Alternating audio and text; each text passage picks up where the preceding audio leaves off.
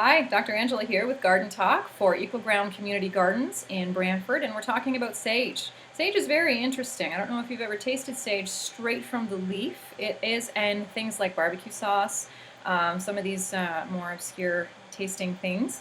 But sage has got an interesting flavor.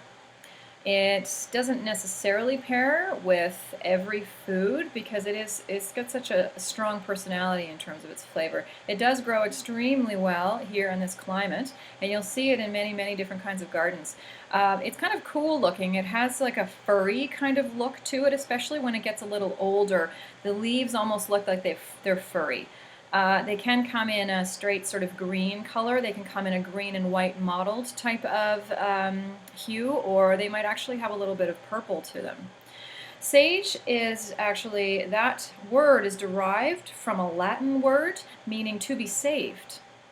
10th century physicians used to use it to protect themselves against witchcraft.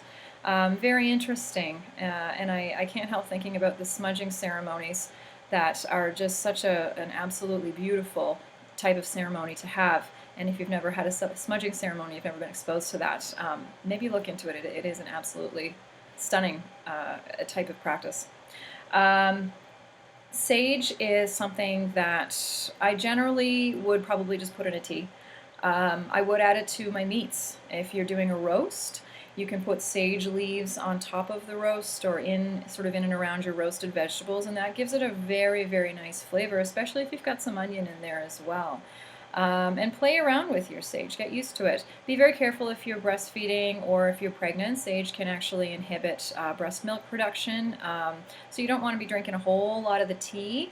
The culinary uses, sage is very commonly used in a lot of culinary ways. I've never seen any concern in that regard, but just don't be using it medicinally if you're having some breastfeeding or some pregnancy going on. Enjoy.